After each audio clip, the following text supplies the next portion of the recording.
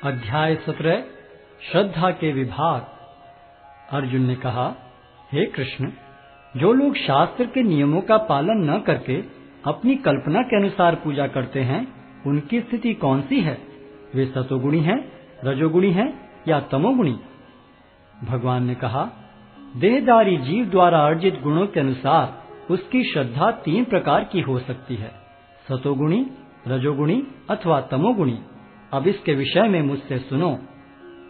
हे भरतपुत्र, विभिन्न गुणों के अंतर्गत अपने अपने अस्तित्व के अनुसार मनुष्य एक विशेष प्रकार की श्रद्धा विकसित करता है।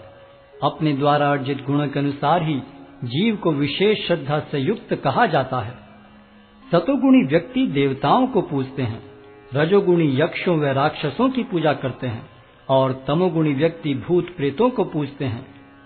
जो लोग दंभ तथा अहंकार से विभूत होकर शास्त्र विरुद्ध कठोर तपस्या और व्रत करते हैं, जो काम तथा आसक्ति द्वारा प्रेरित होते हैं, जो मूर्ख हैं तथा जो शरीर के भौतिक तत्वों को तथा शरीर के भीतर स्थित परमात्मा को कष्ट पहुंचाते हैं, वे असुर कहे जाते हैं। यहाँ तक कि प्रत्येक व्यक्ति जो भोजन पसंद करता है, वह भी प्रकृति के गुणों के अनुसार 3 प्रकार का होता है। यही बात यज्ञ, तपस्या तथा दान के लिए भी सत्य है। अब उनके भेदों के विषय में सुनो।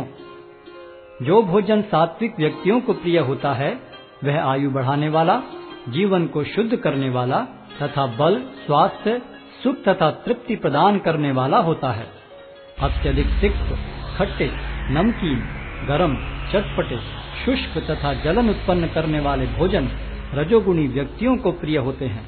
ऐसे भोजन दुख, शोक तथा रोग उत्पन्न करने वाले हैं। खाने से 3 घंटे पूर्व पकाया गया, स्वादहीन, वियोजित एवं सड़ा, झूठा तथा अस्पृश्य वस्तुओं से युक्त भोजन उन लोगों को प्रिय होता है जो तामसी होते हैं। यज्ञों में वही यज्ञ सात्विक होता है जो शास्त्र के निर्देशानुसार कर्तव्य समझकर उन लोगों के द्वारा किया जाता है जो फल की इच्छा नहीं करते।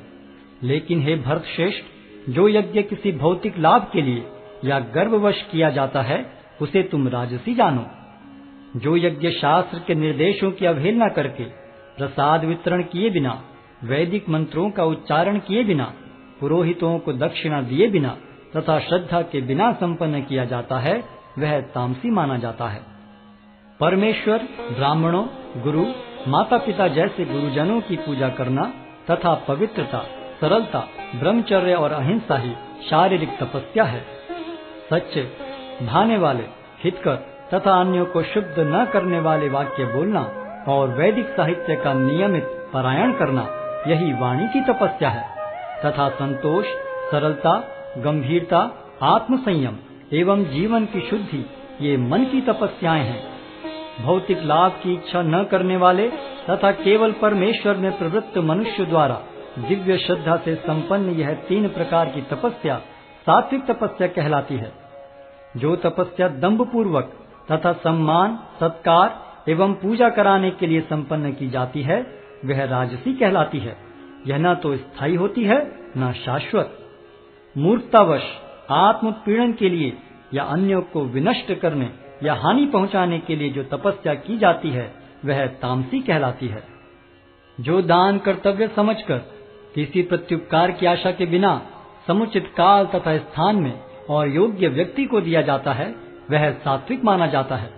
किंतु जो दान प्रत्युपकार की भावना से या कर्म फल की इच्छा से या अनिच्छा पूर्वक किया जाता है, वह रजोगुणी कहलाता है। तथा जो दान किसी अपवित्र स्थान में, अनुचित समय में, किसी अयोग्य व्यक्ति को या बिना समुचित ध्यान तथा आदर से दिया जाता है, वह तामसी कहलाता है। सृष्टि के आदि काल से ओम तत्सत ये 3 शब्द पर ब्रह्म को सूचित करने के लिए प्रयुक्त किए जाते रहे हैं। ये तीनों सांकेतिक अभिव्यक्तियां ब्राह्मणों द्वारा वैदिक मंत्रों का उच्चारण करते समय तथा ब्रह्म को संतुष्ट करने के लिए यज्ञों के समय प्रयुक्त होती थीं।